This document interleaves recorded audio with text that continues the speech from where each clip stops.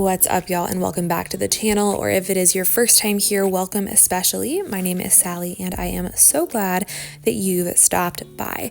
In today's video, I'm going to show you how to make 3 of my favorite from scratch frozen treats just in time for summer. These are recipes that are pretty easy to throw together and that are honestly going to have much better ingredients than just about anything you are going to find at the grocery store, certainly at a comparable price point. The first thing we are making are my Electrolyte Pops. I had in mind this being something that I could just grab after a run, after working out in the garden, to kind of replenish my electrolytes. Think about an adrenal cocktail, but in popsicle form. There are going to be a lot of different ways to customize this recipe, but I used a lemonade recipe that I like and adapted it to suit what I had on hand. So I started out with about 6 to 10 mint leaves from my garden and 4 tablespoons of sugar. You could use whatever type of sugar or sweetener you want, but I then busted this up with my mortar and pestle until there were no longer any large pieces of mint remaining and the oils have been released into the sugar. This is going to add a nice bright flavor to the pops, and of course you could leave the mint out. You could also totally experiment with basil, experiment with lavender if you like those flavors. So now I am going to add about a half cup of hot water to a measuring cup, trying to get this measurement just right, and this is how we are going to ultimately dissolve our sugar mixture. So once you have that amount of water right, you're just going to add the sugar and the mint or whatever flavoring you have into the water and stir it until fully dissolved, thoroughly combined. Once this is done, you will see here in just a second, I am going to juice a lemon. I have been finding these massive lemons at grocery outlet for I want to say it's around 50 cents a pop, and they're like literally 2 or 3 times the size of most lemons I have ever otherwise encountered.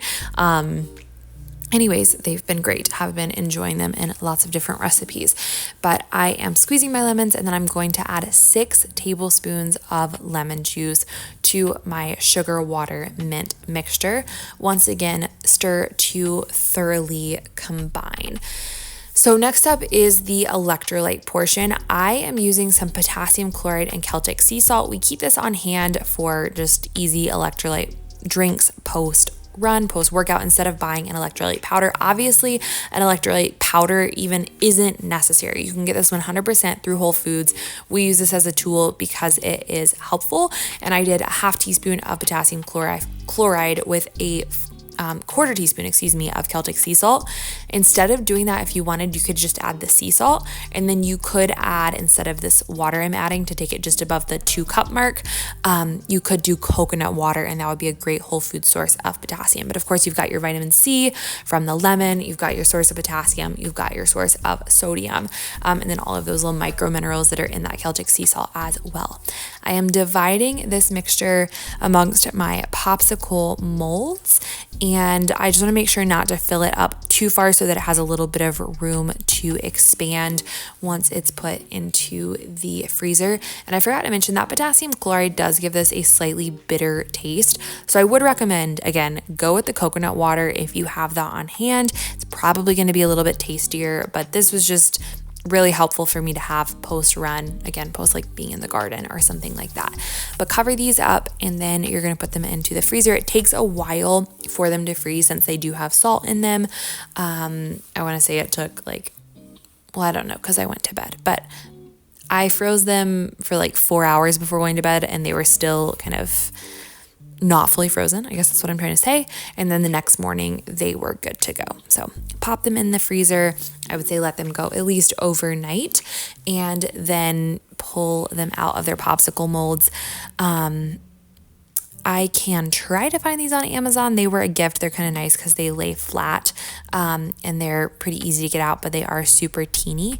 I'll see if I can find them, and again, link them in the description. Okay, next thing we're making is homemade magic shell. This is literally the easiest recipe ever. All you're gonna need is about 4 ounces of chocolate. I just used semi-sweet chocolate chips. Trader Joe's has ones with pretty good ingredients that I like. And then a tablespoon of coconut oil. I'm measuring it with a teaspoon here because my tablespoon was dirty. Add this all to a saucepan, and you are just going to gently melt it on the stove.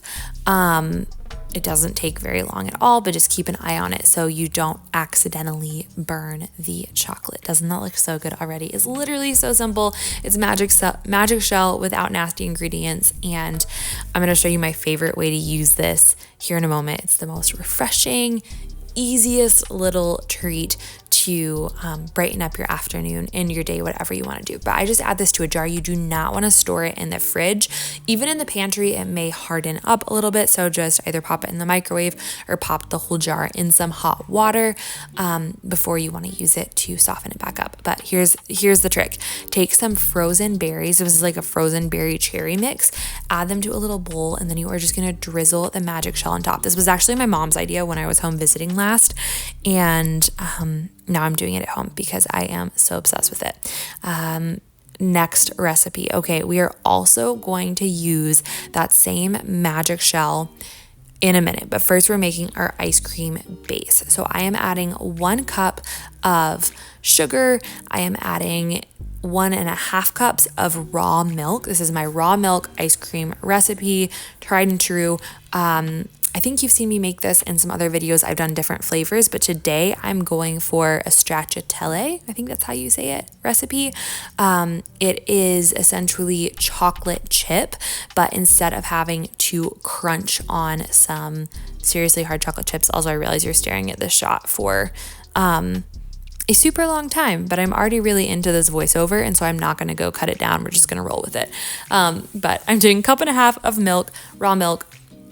We're going to add 3 cups of heavy cream. I said we're making stracciatelle, so it is chocolate chip, but instead of having to like crunch on chocolate chips, you essentially melt down chocolate and drizzle it through so it's nice and soft. You can see my cream here is a little bit chunky looking. I promise everything was fine with it, but I had popped it into the freezer, and when it thawed, it was just a bit chunky, but it still worked wonderfully, was still delicious, wasn't sour or anything like that. But you're combining, again, 3 cups of cream, 1.5 cups of raw milk, and then a cup of sugar. Whisk it gently until it is fully dissolved. I like to pop this into the freezer for at least 20 minutes so that it is as cold as possible going into my ice cream machine. Then I'm putting it in my ice cream machine. I'm spilling it everywhere. Would recommend skipping the spilling it everywhere step, but if you do, just do as I did and grab a towel, and you're going to clean it all up. This usually takes about 30 minutes, and when it starts to get super thick and you think maybe I have 5 minutes left, you're going to take your magic shell and you are going to just drizzle it into the ice cream. You can make the magic shell in this case with butter as opposed to with coconut oil if you want to completely avoid the coconutty taste. It is really subtle, so I wouldn't really worry about it, and I did make it with butter for this recipe. I added 1 full recipe, so 4 ounces of chocolate with that tablespoon of oil or butter to the batch of ice cream. I did try making it with butter this time and it worked, but I will say it doesn't get as nice and thin. It's a little bit harder to manage than if you make it with coconut oil. So as long as that flavor is not going to bother you, I would recommend taking the coconut oil route.